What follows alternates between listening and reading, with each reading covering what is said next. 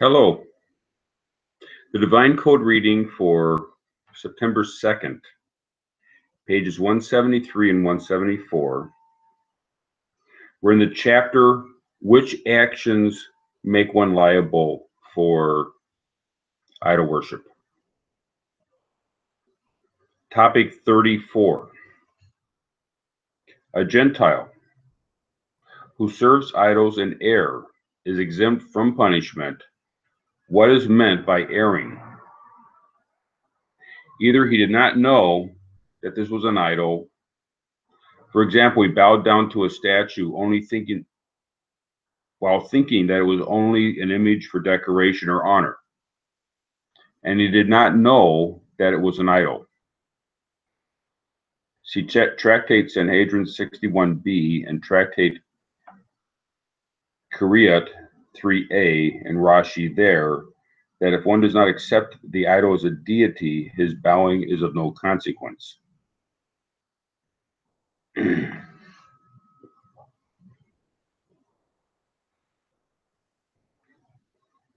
So that would indicate that the allowance given to bowing to a person, as long as the bower does not consider the person to be a deity, would also apply to an idol, or to a statue, I should say, to a statue, assuming that they're not accepting it as an idol. But if it's known that it's an idol, then that would not be an allowance. That would not be an exception. In that case, the person would still be liable. But if he doesn't know it's an idol, either it's a statue or he thinks it's only a statue, then it would be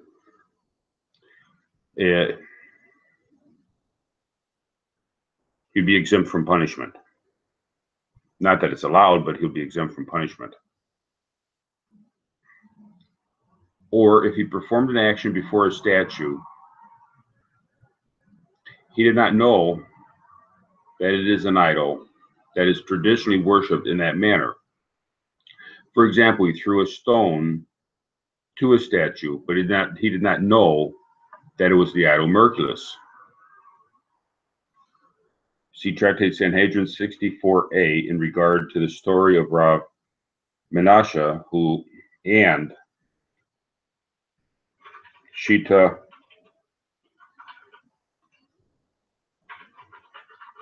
Miku Betzet Kiryat 3a, notes 31 and 32. So the person, if a person is throwing a stone at Merculus, now the stone might be considered degrading, but it's actually a worship of that particular idol. So if a person is throwing a stone at that idol in order to degrade it, but he knows that it's a form of worship for that idol, but he thinks it's okay because it's degrading, then the person would be liable for worshiping the idol, for doing an action of idol worship for that idol. If he is not aware that it's this Merculus that he's throwing it to, he thinks it's some other idol, or he thinks it's just a plain statue, and he's doing it in a degrading manner, then he would not be liable because he threw the stone at that statue, at the idol, because he didn't know it was that idol. He thought it was some other idol.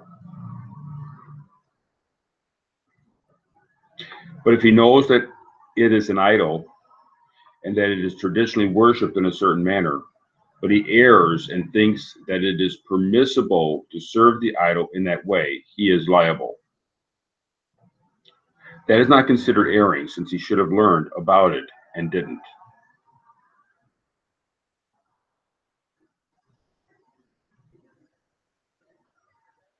As based on Rambam Laws of Kings Laws of Kings 10:1, see Part 1, Topic 4.2.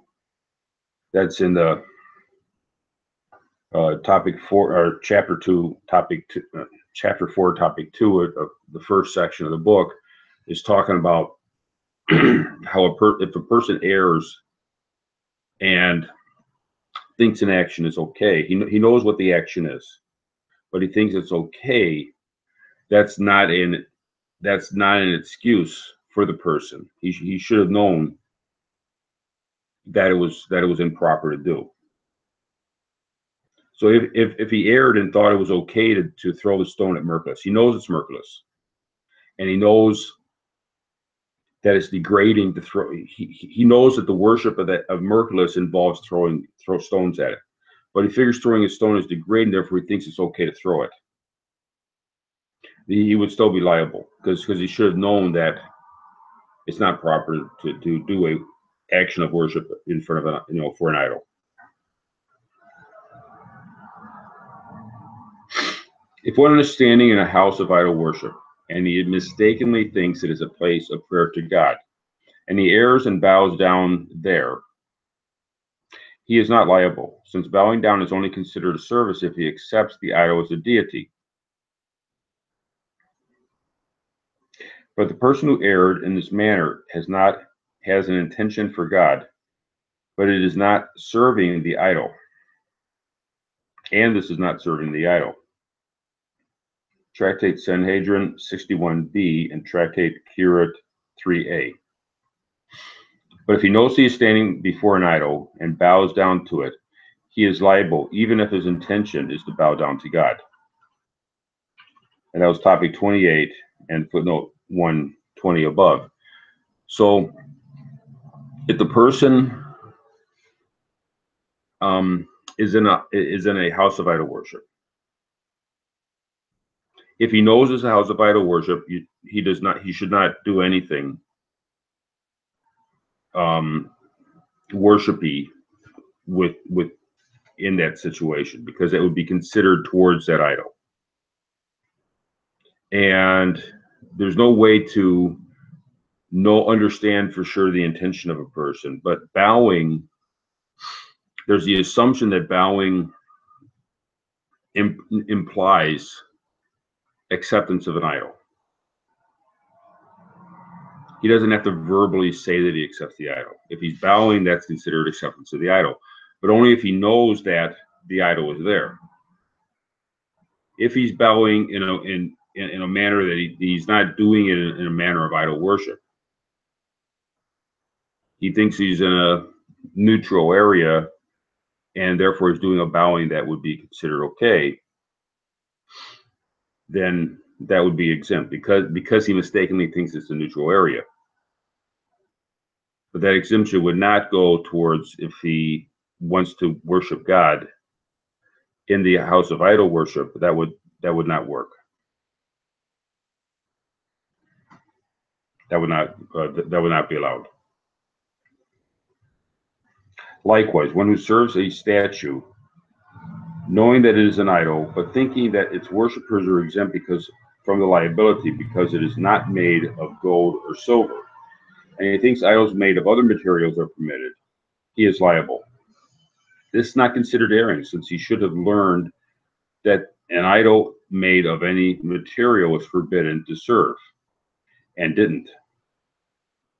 In any situation where a Gentile mistakenly transgression comes from his failure to gain the knowledge of the Noahide commandments that is available to him, the error is also a sin. See Tractate Kirat 3b and Rambam, Laws of the Sacrifices of Inadvertent Transgression 7.1, that for a Jew, this is considered erring in judgment.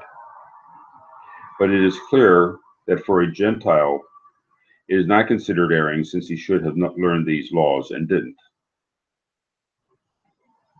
So there is a case with the Jewish people where a extra exemption is given.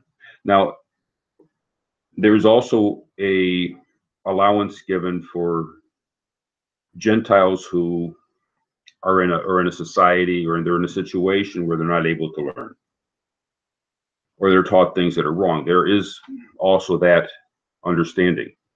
But if the Gentile is in a situation where he should have been able to learn, then he's expected to learn.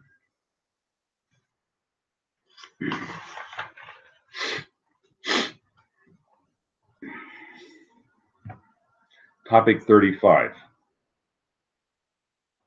For all actions that are not idol worship at all, and yet it is fitting for one to distance himself. There are actions that are not idol worship at all, but yet it is fitting for one to distance himself from them, since it appears to other that he is serving or honoring idols. For example, if one gets a thorn stuck in his foot while in front of an idol, he should not bend down to take it out, since it appears as if he is bowing down to it. If his money fell out before an idol, he should not bend down to pick it up, since it appears that he is bowing down to the idol. Rather, he should sit down, turn his back or one side to the idol, and then pick it up. Rambam, the laws of the worship of stars and idols, 3:7. Shulchan Aruch Yeridea, chapter 150.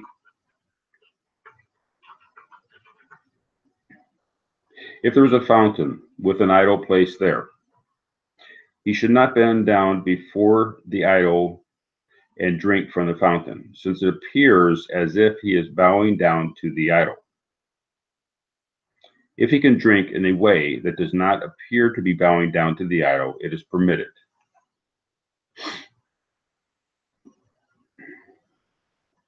Tractate of Vodazara 12a. One should not drink from statues that pour out water from an idol, since it appears that he is kissing the idol. And as also Rambam, the laws of the worship of stars and idols, 3:7. All these things are permitted in situations of dire need, since it is clear and known that he is not serving the idol or honoring it, but rather he is involved in his own needs.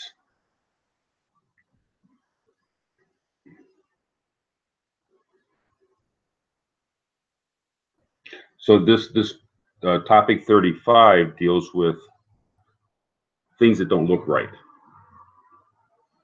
And it could either be things that don't look right to other people, or you don't want to, a person does not want to habituate himself.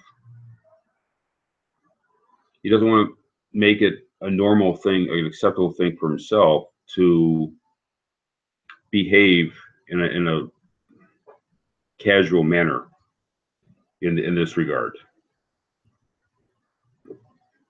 Because it might, once a person feels casual, then their guard is down. So these are things that a person should not do. Other items might be to, cross the street. If a person is walking down the street and they're walking towards a house of idol worship, they should cross the street so they don't walk on the side with the house of idol worship.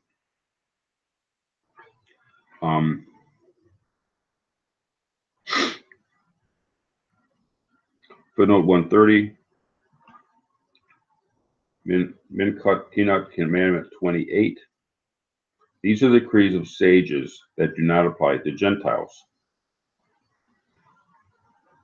So the sages made decrees. They made strong rules that have they're not exactly biblical commandments, but they're commandments that are strong enough that they say, thou shalt not in these areas.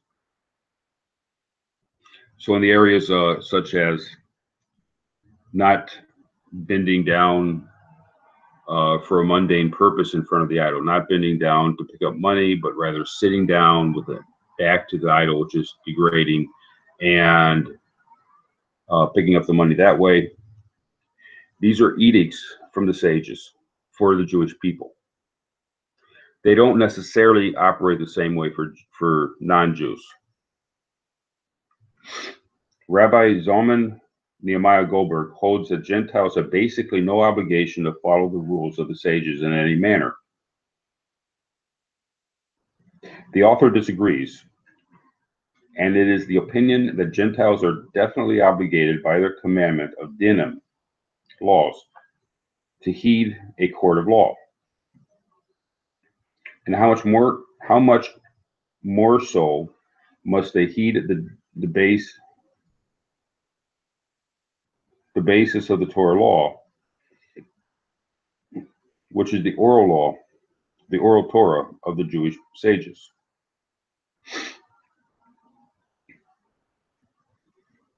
So the question is, how did non-Jews interact with these um, rulings, the decrees of the sages? They have umpteen decrees saying do this, don't do that. The rabbinic laws, and so for a non-Jew, they don't directly interact the same way in the manner that for a Jew it's a direct commandment. You know, the Jew has to follow this, but the non-Jew, what do we do with these things? The author accepts the ruling of Minchot Kinuk,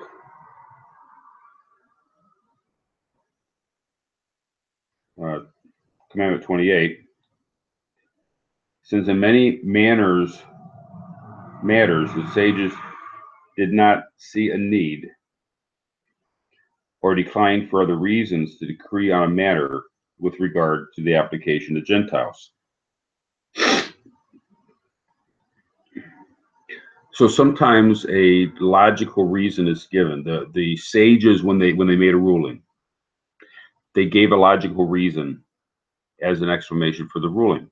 Other times you just said, this is the rule. So that there's two different types of rabbinic edicts. See the author's preface to Sefer Sheva Mitzvahs Hashem, Volume 1, and his introduction to this work.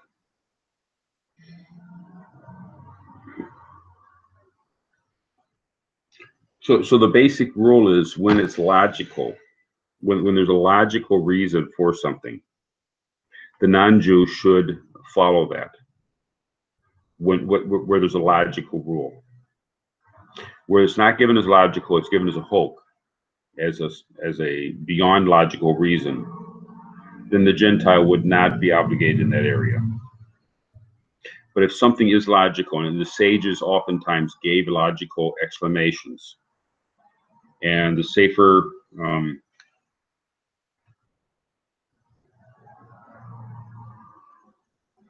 the Minchot Kinuk, which is an exclamation of the Sefer HaKinuk,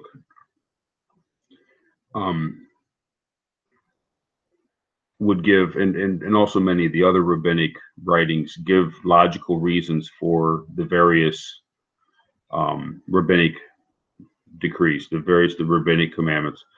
And when it's logical for a non-Jew, then the non-Jew should follow it. When it's not explained as logical, then the non-Jew would not necessarily follow it. Thank you.